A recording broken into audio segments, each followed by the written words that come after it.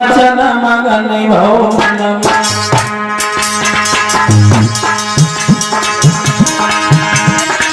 अरे सुन वचन मगन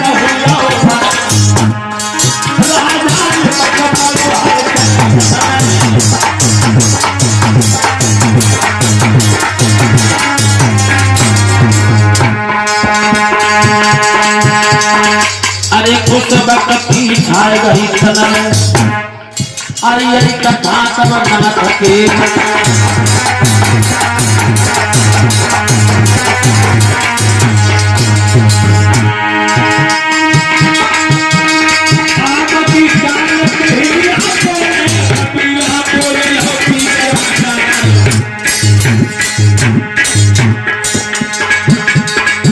अरे दिल की मन में आगे थोड़ी आगे कथा कहते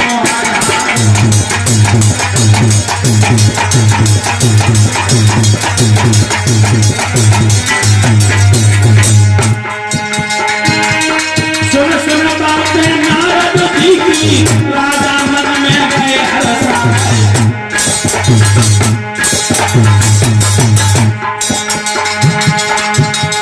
हाथ जोड़ के राजा बोले बाबा कन्या करें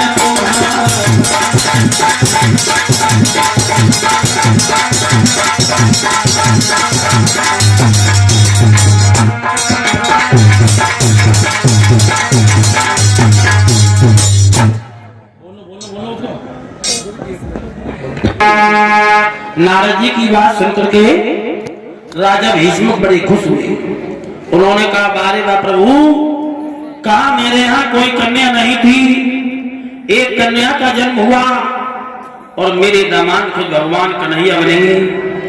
नारद जी का बड़ा उचित मान सम्मान राजा भीष्म ने किया और नारद जी तो वहां से चले गए। धीरे धीरे धीरे धीरे वो कन्या देवी रुक्मिणी बड़ी होने लगी। मेरे भक्तों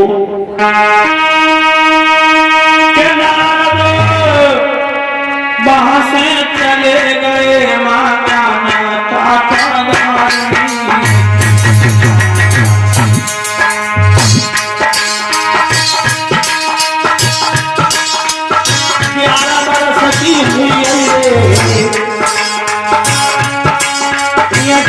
साल की हुई रे रुक्मिणी राजकुमारी।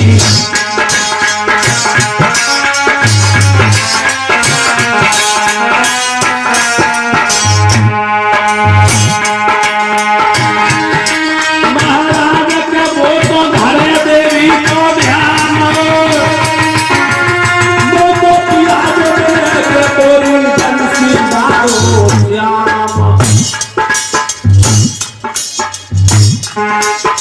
रुक्मिणी देवी की पूजा करने लगी। बोली माता बोई नसी को गजैया श्याम हमारो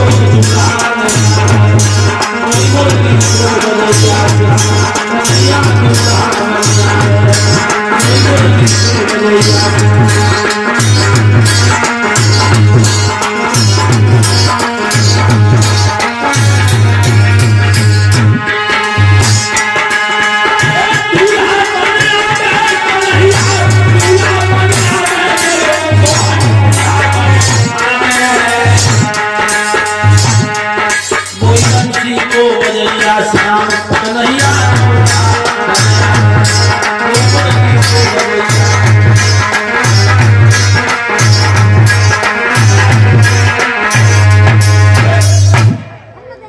अब तो भैया रुक्मिणी 11 वर्ष की हो गई। रुक्मिणी माता रानी की सेवा करने लगी।